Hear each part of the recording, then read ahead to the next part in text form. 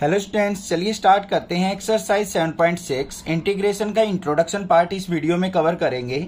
क्या है इस एक्सरसाइज के अंदर? इसके अंदर हम सीखेंगे इंटीग्रेशन बाय पार्ट्स। अगर हमें दो फंक्शन इकट्ठे दे रखे हों तो हम किस तरीके से उसका इंटीग्रेशन करेंगे। और इसका जो फॉर्मूला है बहुत ज्यादा इंपॉर्टेंट है और बहुत ज्यादा कंफ्यूजिंग होता है बच्चों के लिए। उसमें समझ में ही नहीं आता कब इंटीग्रेशन करना है कब डिफरेंशिएशन। तो बड़े ध्यान से समझेंगे इस चीज को।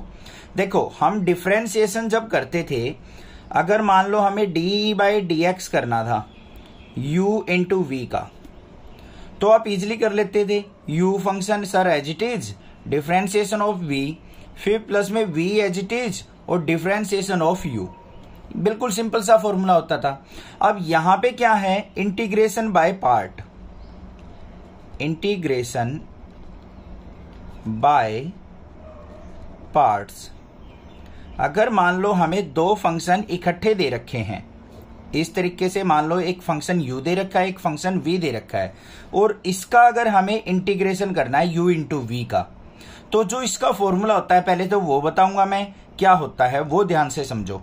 जो हमारा u है, u मतलब फर्स्ट फंक्शन, वो रहेगा as it is integration of second function v dx, फिर माइनस इंटीग्रेशन का साइन u का डेरिवेटिव u डैश का मतलब क्या है? Derivative of first function. उसके बाद क्या आएगा? फिर इंटीग्रेशन v dx सेकंड का इंटीग्रेशन और फिर होल का इंटीग्रेशन। ये होता है हमारा फॉर्मूला। अब इसको दोबारा समझो, क्या कहा है मैंने? u into v d x है। अगर टू फंक्शंस इकट्ठे दे रखे हैं और उसका हमें इंटीग्रेशन करना है तो कैसे होगा? u फंक्शन को रखो एज इट इज, सेकंड का इंटीग्रेशन v dx, फिर माइनस साइन फर्स्ट का डेरिवेटिव और इंटीग्रेशन ऑफ सेकंड, और फिर इससे जो रिजल्ट आएगा उस सारे का फिर दोबारा से इंटीग्रेशन होता है। इसका होगा इस सेकंड वाले पार्ट में, जो यहां से रिजल्ट आएगा u डैश और इंटीग्रेशन ऑफ v dx से जो भी रिजल्ट बन के आएगा इस पार्ट का, उसका फिर दोबारा से इंटीग्रेशन होगा। ये हमारा होता है फॉर्मूला इंटीग्रेशन बाय पार्ट्स। अब बात आती है यहाँ पे, जो हम ये u और v मानते हैं या फिर फर्स्ट फंक्शन और सेकंड फंक्शन मानते हैं, वो किस तरीके से मानना जाता है। यहाँ पे एक फॉर्मूला लाई करता है, उस फॉर्मूले के बेसिस पे ही हम सेलेक्ट करते हैं कि कौन सा हमारा फर्स्ट फंक्शन होगा, कौन सा सेकंड फंक्शन होगा। वो क्या है? वो फॉर्मूला है हमारा ILATE, ILATE। ये याद रखना आपको जरूरी है। अगर यहां पे मैं अगर बात करूं ILATE, इनका मीनिंग क्या है वो ध्यान से सुनो। I का मतलब है इनवर्स फंक्शन। क्या है? Inverse function. L का मतलब क्या है? Logarithmic function. क्या है? Logarithmic function. A का मतलब क्या है? एल्जेब्रिक फंक्शन अगर हो। और T का मतलब क्या है? ट्राइगोनोमेट्रिक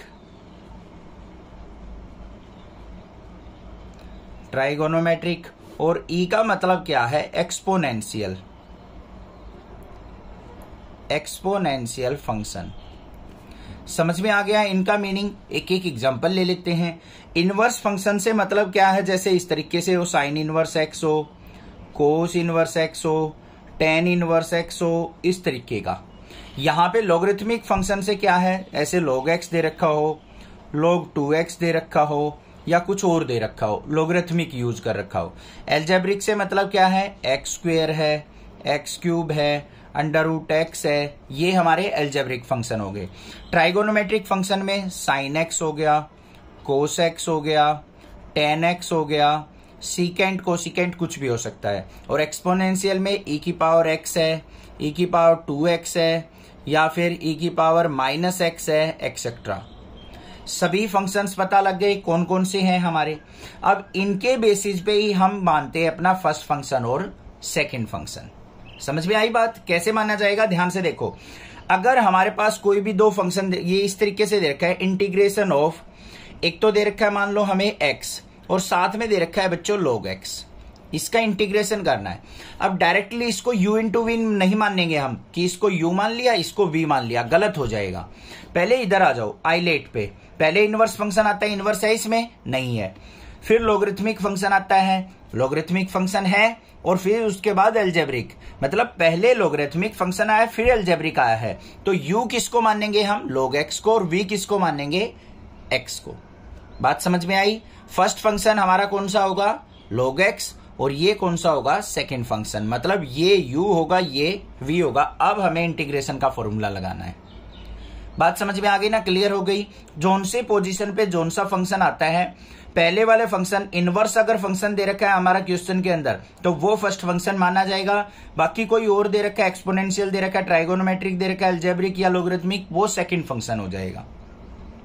अगर मान लो इस तरीके से दे रखा है इंटीग्रेशन ऑफ e की पावर x और साइन x, कुछ क्वेश्चंस ऐसे हैं भाई जिसमें इसमें बिना आइलेट लगाए भी क्वेश्चन हो जाएगा, बट आपको ऐसा नहीं करना है। आपको अपना आइलेट का फॉर्मूला याद ही रखना है, अपना यूज करके ही क्वेश्चन करना है।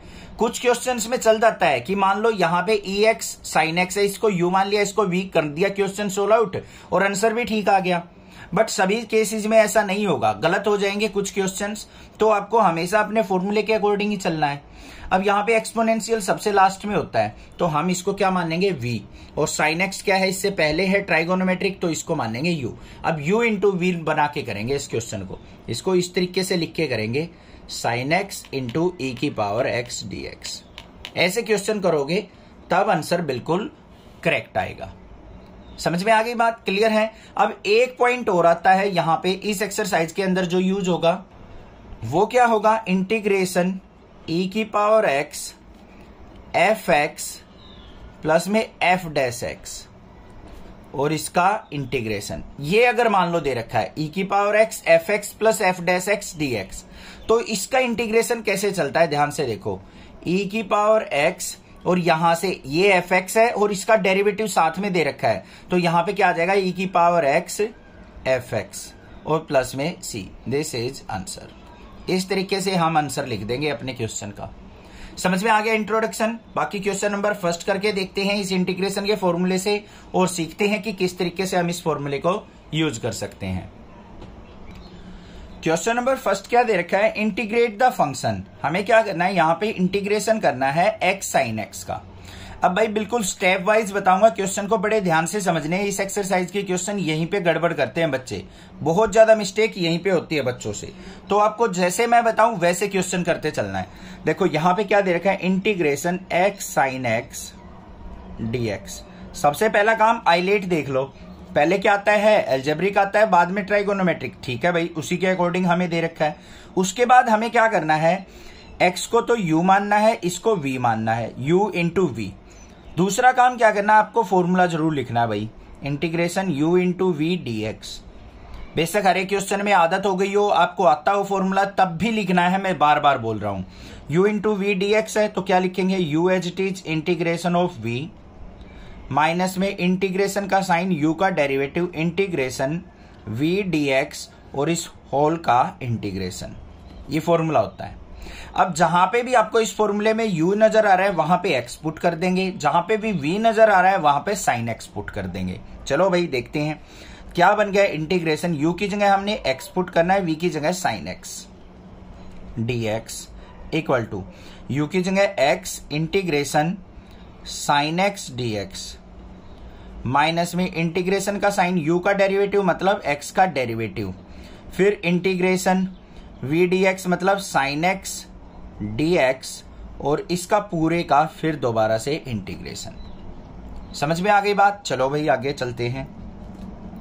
क्या आ गया यहाँ पे? इंटीग्रेशन क्या दे रखा है? x sin x dx, इसका x sin x dx equal to, यहां से हमारा क्वेश्चन स्टार्ट हो गया। x रहेगा as it is, sin x का इंटीग्रेशन क्या होता है? माइनस का cos x। ये स्टेप हुआ क्लियर। फिर माइनस का साइन, इंटीग्रेशन का साइन रहेगा, x का डेरिवेटिव, x का derivative with respect to x करेंगे तो क्या हो गया? 1। साइन x का इंटीग्रेशन करेंगे तो क्या हो गया? माइनस का cos x। यहां पे इनटू लगाना भाई, इसको ब्रैकेट में ले लो, 1 तो लिखने की जरूरत नहीं है। माइनस का cos x dx, ये बन गया। अब आगे आ जाओ नेक्स्ट स्टेप में।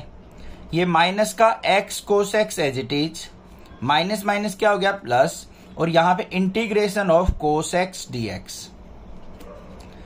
माइनस का x कोस x, फिर प्लस में कोस x का इंटीग्रेशन दोबारा फिर करेंगे। कोस x का क्या हो जाएगा साइन x और प्लस में c। ये हो गया आंसर। समझ में आ गया। जो फॉर्मूला लिखा है उसके स्टेप वाइज चलते रहो, एक एक स्टेप आगे बढ़ते रहो, आपका क्वेश्चन बिल्कुल एग्जैक्टली करेक्ट आएगा। अगर मान लो आपने की चालबाजी, अगर ये किया कि हमें तो फॉर्मूला आता है, हम तो डायरेक्टली कर देंगे, ये कर देंगे, वो कर देंगे, तो भाई कहीं ना कहीं मार खा जाओगे और कहीं ना कहीं नंबर कटवा लोगे। तो स्टेप वाइज चलोगे, 1 मिनट ज्यादा लग जाएगी, कोई दिक्कत की बात नहीं है, बट आंसर तो बिल्कुल सेटिस्फाइड आएगा। ठीक है, तो चैनल को सब्सक्राइब करना, आने वाली वीडियोज आपको मिलती रहेंगी, उनकी नोटिफिकेशन आती रहेगी। कोई भी सीबीएसई की नोटिफिकेशन आती है वो भी आपको मिल जाएगी।